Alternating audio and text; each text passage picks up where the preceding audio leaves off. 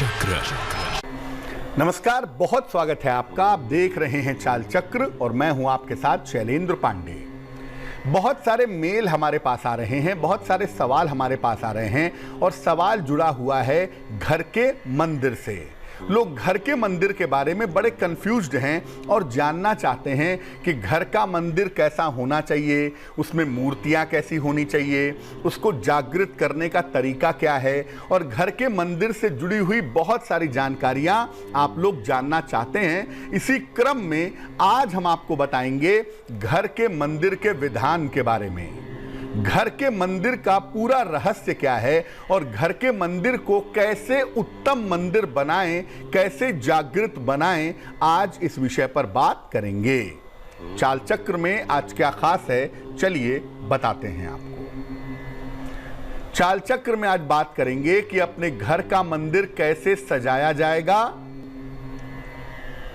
घर के मंदिर में किस तरह से देवी देवताओं की मूर्तियां रखी जाएंगी, किस दिशा में घर का मंदिर यानी कि पूजा घर बनाया जाएगा और घर के मंदिर को जागृत करने के उपाय क्या हैं, मंदिर से आपकी समृद्धि कैसे जुड़ी हुई है, इस विषय पर आज बात करेंगे।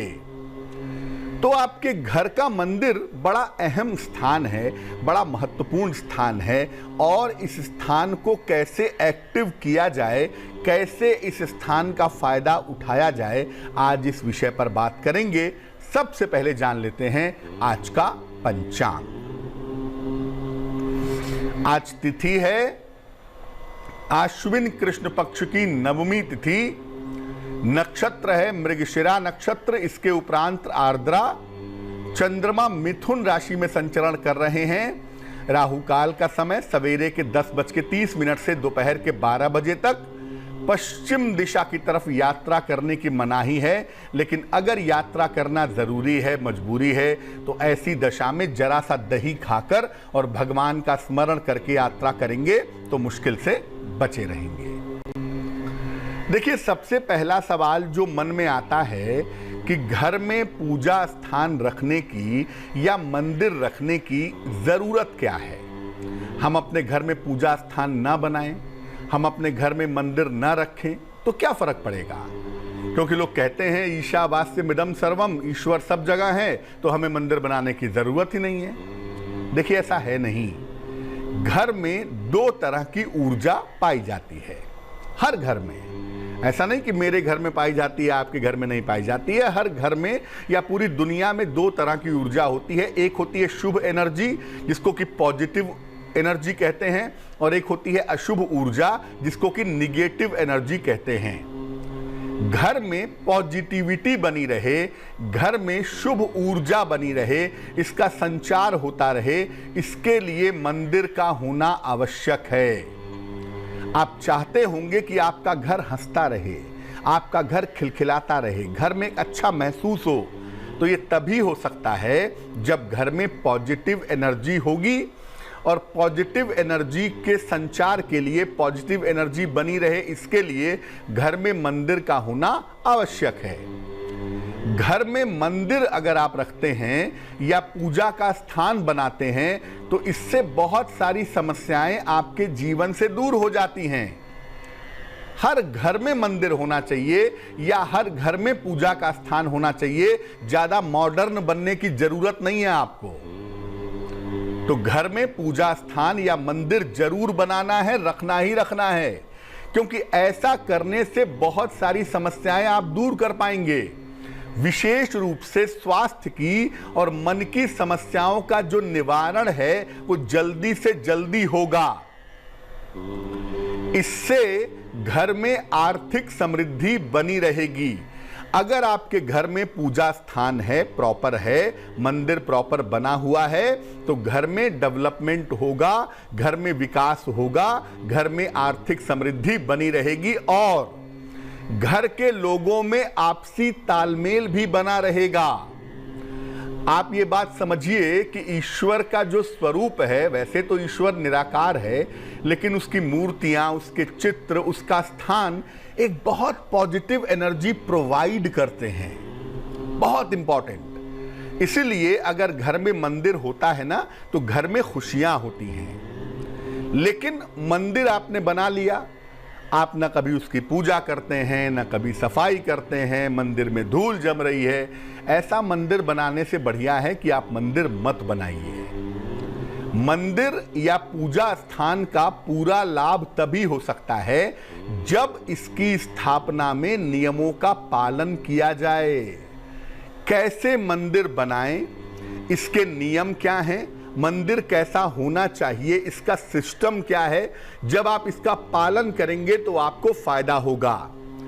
सही तरीके से मंदिर की स्थापना करें, घर में देवी देवताओं की स्थापना पर ध्यान दें और मंदिर या पूजा स्थान को जागृत रखें, एक्टिव रखें।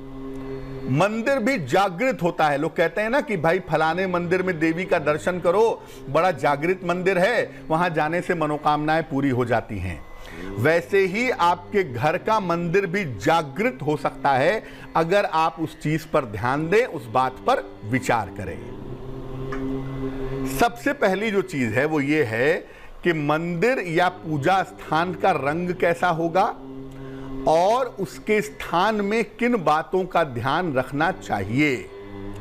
देखिए, सामान्य रूप से पूजा स्थान या मंदिर घर के ईशान कोण में होना चाहिए।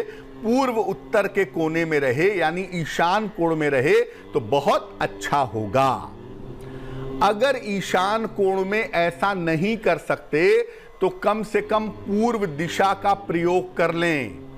पूर्व दिशा का, ईस्ट डायरेक्शन का इस्तेमाल करें मंदिर के लिए, तो वो भी सही रहेगा।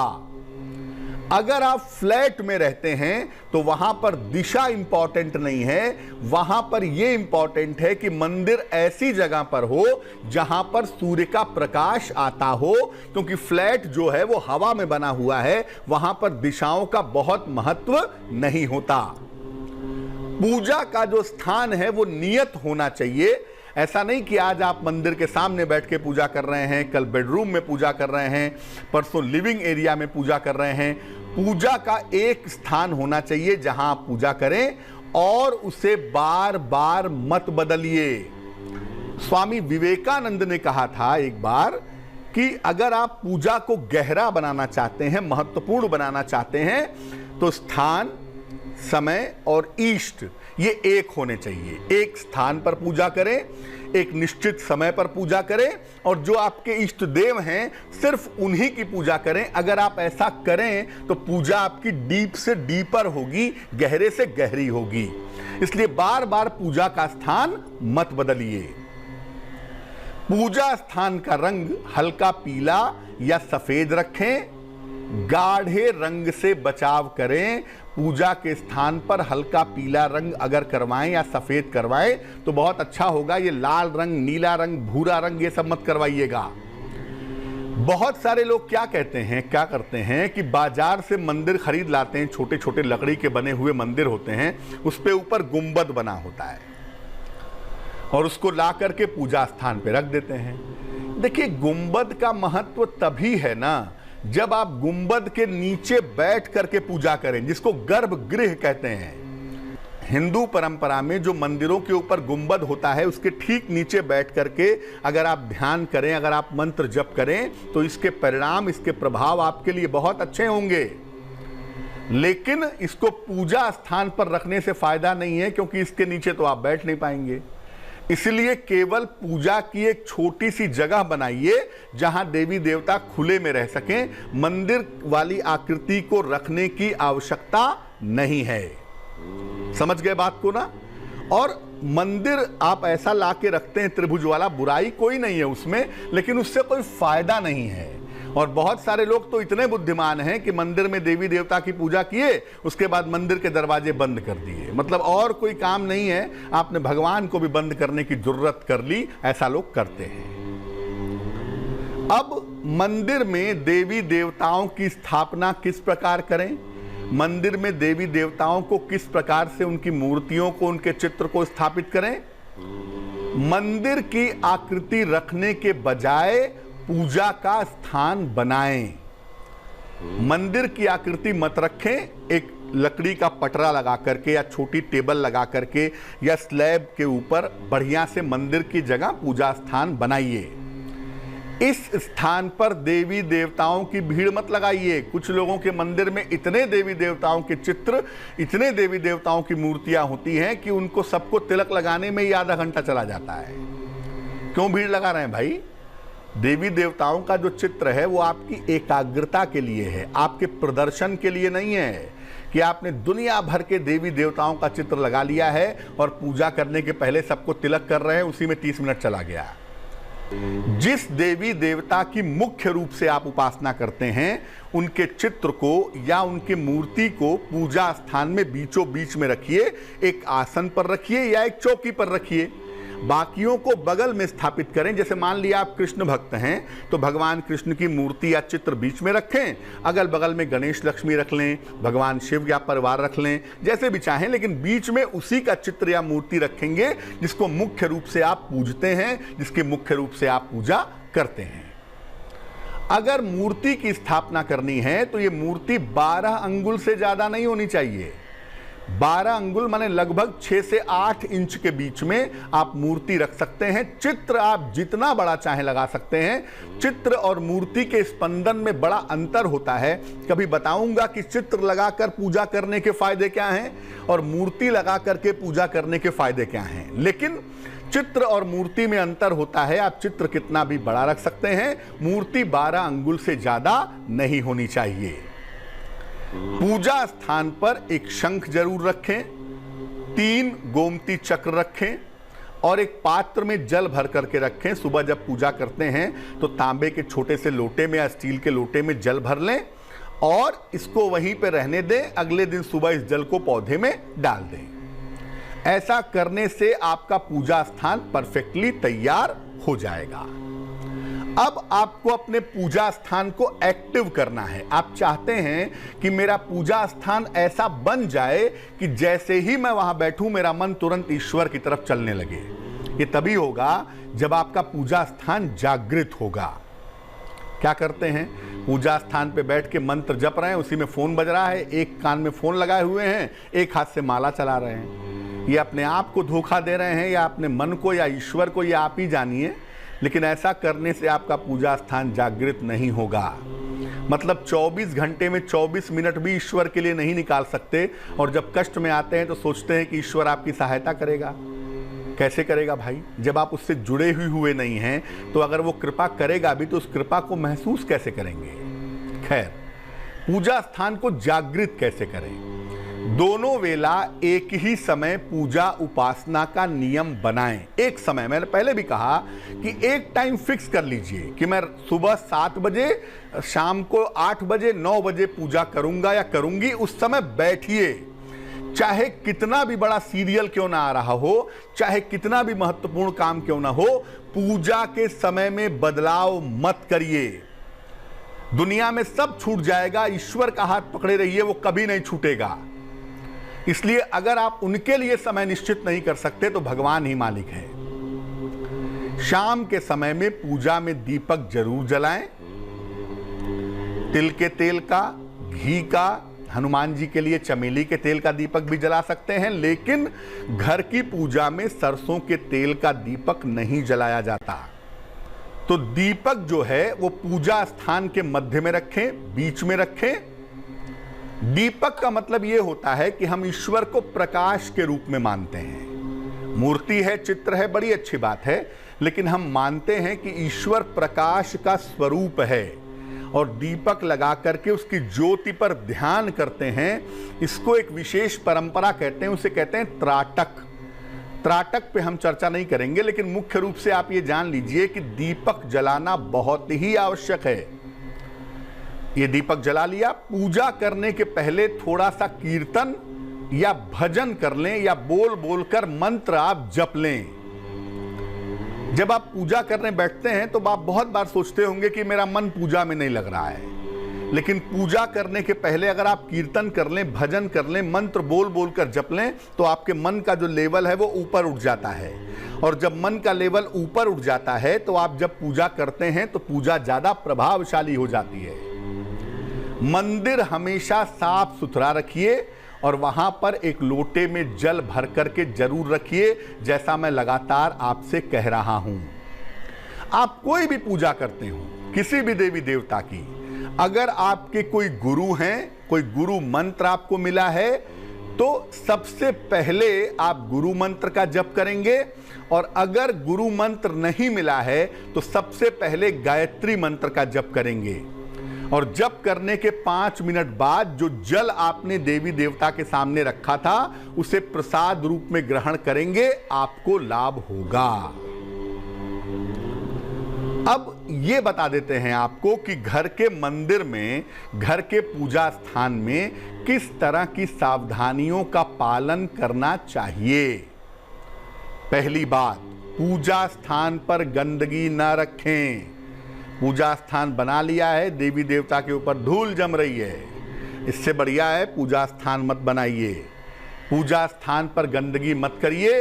रोज वहां पर सुबह के समय साफ सफाई जरूर करिए। पूजा स्थान पर अपने पूर्वजों के चित्र मत रखिए, ये रखना उचित नहीं है। हाँ, गुरु हैं अगर आपके, तो आप गुरु का चित्र अपने पूजा स्थान पे रख सकते हैं। शनिदेव का चित्र या मूर्ति भी पूजा स्थान पर मत रखिएगा। जहां तक हो सके पूजा स्थान पर अगरबत्तियां न जलाएं, धूप बत्ती जलाएं तो बहुत अच्छा होगा। पूजा स्थान का दरवाजा बंद करके मत रखिएगा, और पूजा स्थान के साथ स्टोर रूम या रसोई मत बनाएं कि जहां पूजा स्थान बनाया है वहीं पे घर के सारे सामान डंप कर देते हैं, या रसोई के अंदर पूजा घर बना लिया है और वहां पर उल्टा सीधा खाना भी बनता है, वहां पूजा घर भी है, वहां पूजा भी करते हैं। ये सब प्रयोग मत करिएगा। अगर आप चाहते हैं कि आपके घर का पूजा स्थान ऐसा बन जाए कि आपके बैठने के साथ ही आपकी कामना पूरी हो जाए, तो पूजा स्थान को बेहतर बनाना जरूरी है। इस बीच एक दर्शक जुड़ रहे हैं हमारे साथ, ललित हैं दिल्ली से, उनसे बात करते हैं। ललित बताइए। जी सर, गुरुजी मेरा जन्म 3/12/76 है। 3/12/76, समय बताइए। 6:10 शाम। कहाँ पे जन्म हुआ ललित भाई? दिल्ली की। क्या प्रश्न है, पूछिए। पंडित जी, अपनी धन की समस्या को लेकर, बिजनेस को लेकर, मकान को लेकर कुछ भी समाधान नहीं हो पा रहा। बहुत परेशान हूँ, हद से पैसे की मोहताजगी है। ललित, कुंडली आपकी बनती है मिथुन लग्न की और आपकी राशि बनती है मेष। देखो, इस कुंडली का जो सबसे अहम प्लेनेट है वो शुक्र है, और शुक्र की स्थिति कुंडली में अच्छी नहीं दिखाई दे रही है। साथ ही साथ जो आपके लाभ का स्वामी है मंगल, वो भी अस्त हो गया है। तो पैसे रुपए को लेकर के, कारोबार को लेकर के मुश्किलें ज़्यादा हैं। वैसे आपका बेहतर समय फरवरी 2021 से शुरू हो जाएगा, लेकिन आप पूरी तरह से जीवन में ठीक हो पाएंगे 2022 के मार्च के बाद। एक काम करें, अगर संभव हो, एक बहुत सस्ता सा रत्न आपको बताते हैं, उसका नाम है जरकन। सफ़ेद जरकन बनवा लें, तकरीबन 6 से 8 रत्ती का, चांदी की अंगूठी में, दाहिने हाथ की तर्जनी उंगली में, शुक्रवार की शाम को सफ़ेद जरकन पहने।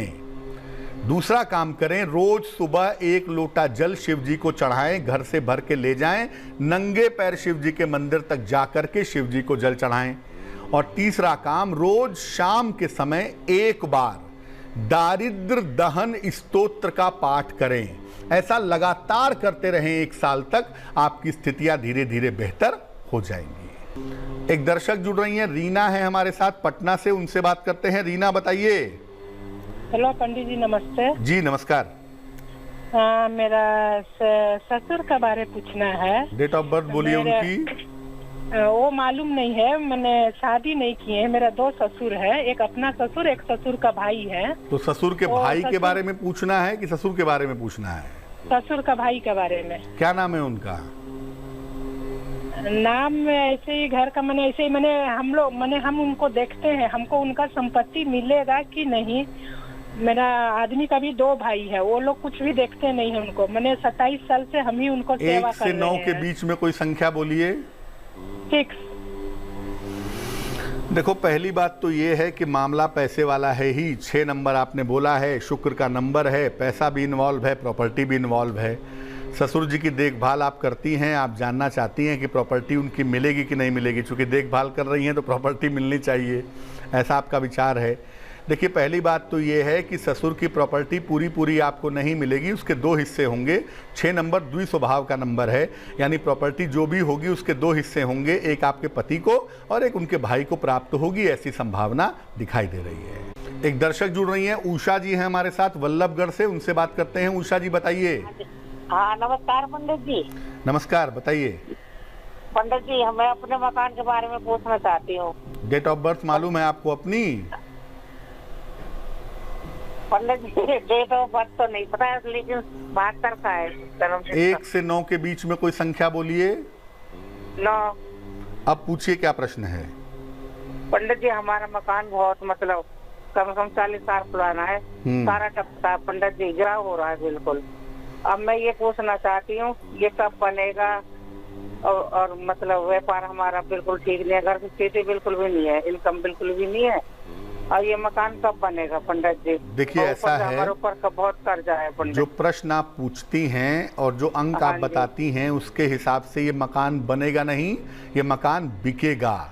अगले 1 साल के अंदर ये मकान बिकेगा। इसको बेच करके इससे बेहतर प्रॉपर्टी, इससे बेहतर संपत्ति आप कहीं खरीद पाएंगी, इसकी संभावना कुंडली में दिखाई दे रही है।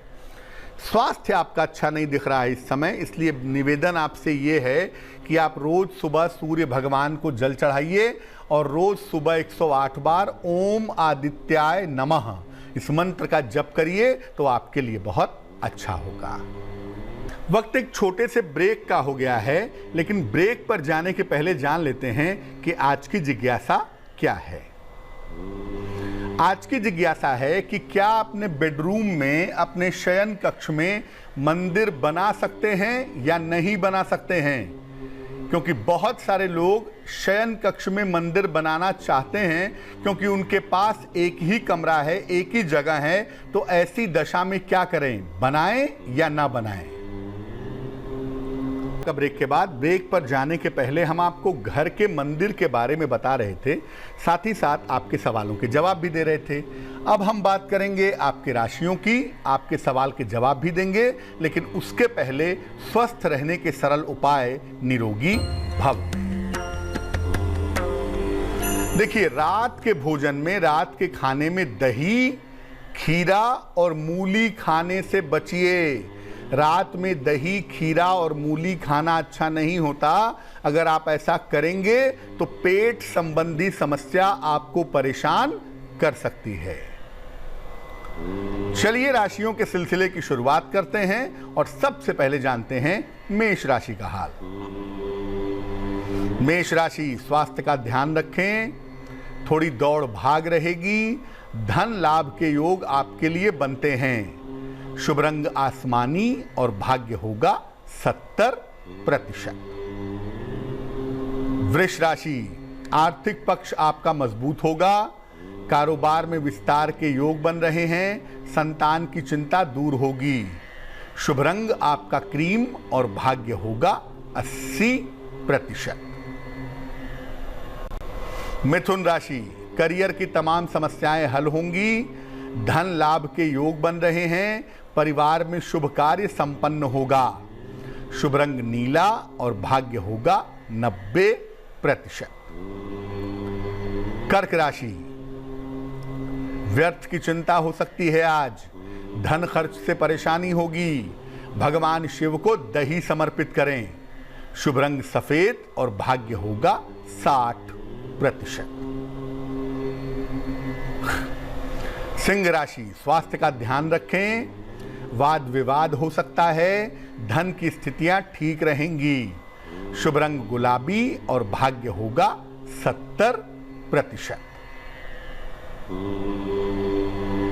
कन्या राशि, सेहत में सुधार होगा, धन और उपहार की प्राप्ति होगी, मानसिक समस्याएं दूर होंगी।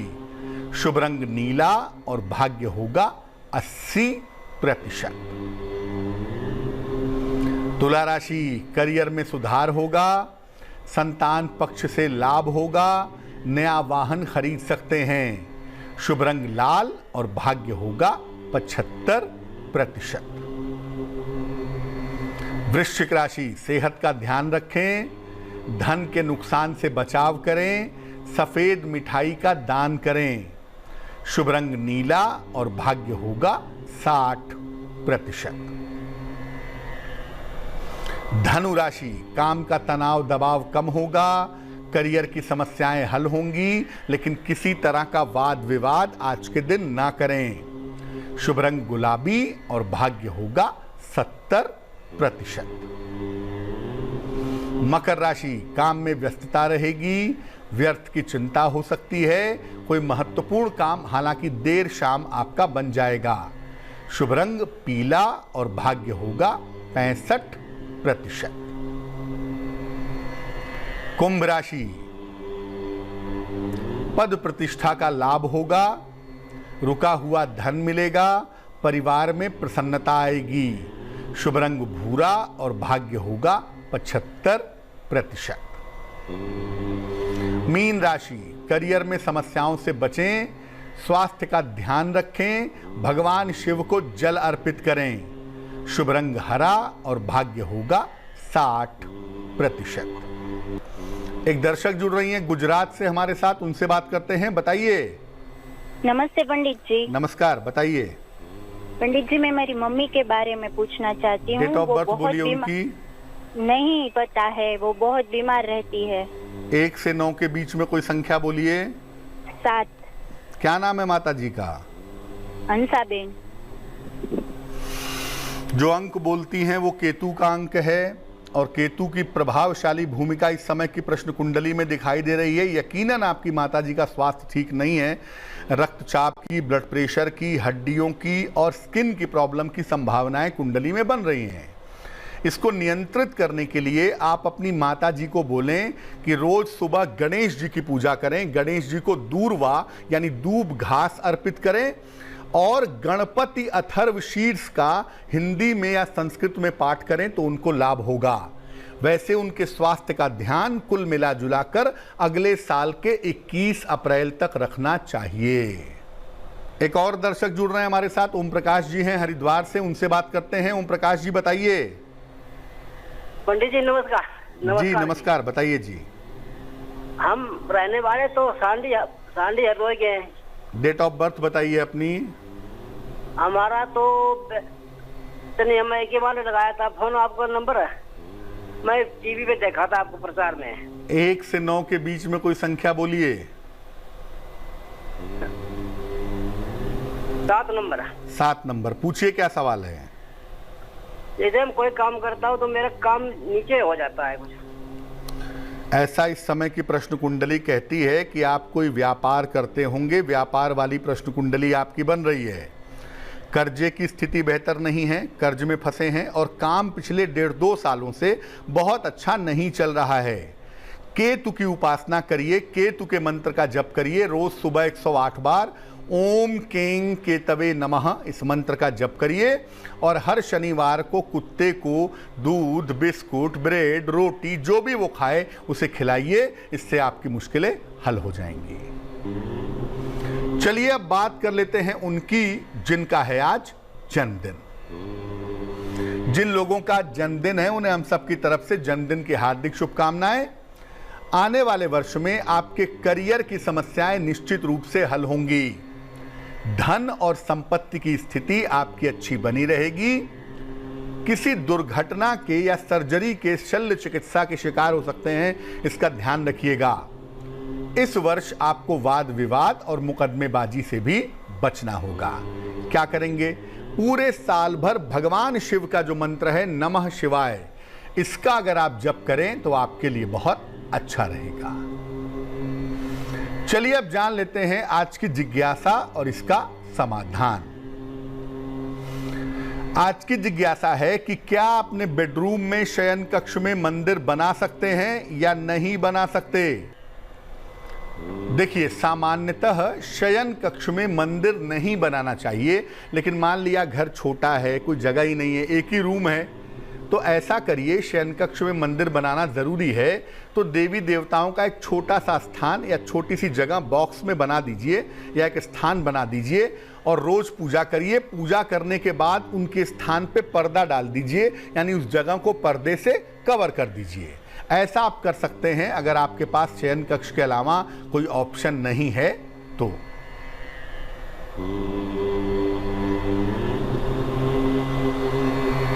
चलिए अब जान लेते हैं आज के शुभ पहर का समय क्या है। आज का शुभ पहर है शाम को 6 बजे से 7:30 तक। इस समय में पूजा स्थान पर गुलाब का फूल रखें, खास तौर से मां लक्ष्मी के सामने।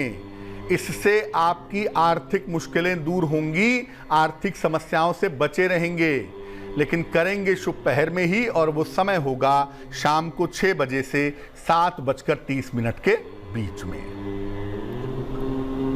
तो आज के लिए चाल चक्र में बस इतना ही। स्वस्थ रहिए, प्रसन्न रहिए, अपना बहुत ख्याल रखिए। मुझे दीजिए इजाजत और आगे जरूर देखिए रिश्तों की कहानी संजय सिन्हा के साथ। नमस्कार।